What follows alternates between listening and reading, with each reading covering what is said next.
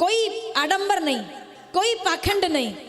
मतलब जितना आप देखिए धर्म की बात आज ज्यादा हो रही है, यह सत्य है, लेकिन जो धर्म आज से 25 साल पहले देखने को मिलता था वो धर्म आज भी देखने को नहीं मिलता। आप चाहे कितनी भीड़ देख रहे हो, ये भीड़ आप देख रहे हो ये धर्म नहीं है, ये तो अपना अपना ठीक है भाई, अरे डुबकी लगा रहे, यही केवल धर्म नहीं है। वास्तविक धर्म क्या था? आप पहले के मंदिर में झांक कर देखते, कोई घंटी बजाने के लिए खड़ा है, कोई ढोल बजाने के लिए खड़ा है, आरतियां होती थी, 50 लोग आते थे, 50 लोग आरती गाते थे। आज आरती होती है मंदिर में पंडित जी के अलावा और एक मशीन वाली घंटी के अलावा और कोई भी नजर नहीं आता। और फिर हम कहते हैं धर्म की, मैं गलत बोल रही हूँ तो आप मुझे बता देना। आज हम कह रहे हैं ना धर्म बहुत प्रचार हो गया साहब, धर्म का बहुत, अभी सब लोग एकदम धार्मिक हो गए। कहाँ धार्मिक हुए भाई? इच्छाओं से बंधे हैं मंदिरों से, क्षमा कीजिएगा आपको बुरा लगेगा, इच्छाओं से पहुंच रहे हैं मंदिरों तक। अभी मैं यहाँ से आपको बता दूं, बुरा मत मानना, अभी मैं बता दूं आपको यहाँ से कि अभी जाओ और कोई दूसरा मसाला बता दूं कि वो शंकर जी को चढ़ा दो, कथा छोड़ के चले जाओगे आप कि चलो आज की तिथि बहुत बड़ी है, एक काम करते हैं आज काली मिर्ची चढ़ा ही देते हैं, फिर तो नौकरी लगेगी लगेगी। क्या हुआ? ना तो शिवजी से ना प्रार्थना से, सीधा सीधा संबंध नौकरी से हो गया कि ये करेंगे तो नौकरी मिल जाएगी।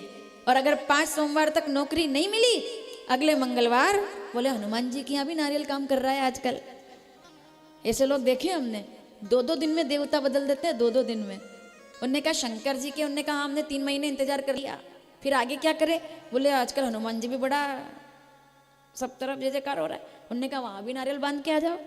वहां 5 मंगलवार गए, उधर भी नहीं। अगर इंसान की इच्छा है पूरी हुई तो हुई, हरी इच्छा है नहीं तो नहीं हुई। अब 5 मंगलवार उनने कहा शुक्रवार आ रहा है, काम करो संतोषी माता के व्रत करा दो, उससे कुछ हो जाएगा।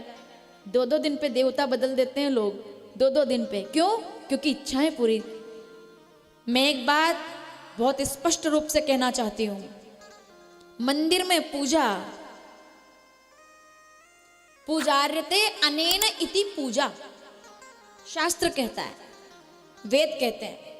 हमारे अगस्त मुनि ने तो ऋग्वेद के प्रथम मंडल में 165 से लेकर के 191 तक के जितने भी सूक्त हैं वो सब अगस्त मुनि ने लिखे, सब ऋग्वेद में अगस्त मुनि के द्वारा। जो विद्वान लोग हैं वो जानते हैं, अगस्त मुनि के द्वारा ऋग्वेद के प्रथम मंडल के 165 से लेकर, जितना मुझे याद रह जाता है बोल देती हूँ, लेकिन ये प्रमाणित है, 165 से लेकर के 191 सूत्र तक अगस्त मुनि ने लिखे। और कहना यह है कि पूजार्यते अनेन इति पूजा, पूजा करते करते उनसे कुछ मांग लेना वो तो एक इच्छा कहलाता है, लेकिन पूजा करते करते उसी में समा जाना, उसी को पूजा कहा जाता है। कि मैं तुझसे क्या मांगू, जो मांगूंगा वो सब संसार में रह जाएगा, कुछ मांगू तो ऐसा मांगूंगा जो मेरे साथ रहे और मेरे बाद भी रहे। मुझे कुछ ऐसा देना कि कमाल का ताना दिया आज मुझे मेरे भगवान ने। मांगने ही मांगने आते हो, कभी कभी मिलने भी तो आया करो। एक सोमवार जल खाली ऐसे ही लेके आ जाओ कि आज मांग नहीं रहे कुछ, आज बस मिलने आए। कभी ऐसा हुआ है? बहुत कम हुआ है, हुआ ही नहीं। जिधर जितनी बड़ी इच्छा उतनी बड़ी पूजा, क्षमा कीजिएगा। यहाँ पूजा का विरोध नहीं है, यहाँ पूजा के प्रति जिन लोगों ने आज धारणा बना ली है, ऐसा ऐसा करेंगे तो ऐसा ऐसा मिलेगा, नहीं मिलेगा तो देवता बदल देंगे, उन लोगों के लिए निवेदन है पूजा को पूजा रहने दें। पूजा का मतलब है कि अब तुझ में और मुझ में कोई भेद नहीं है।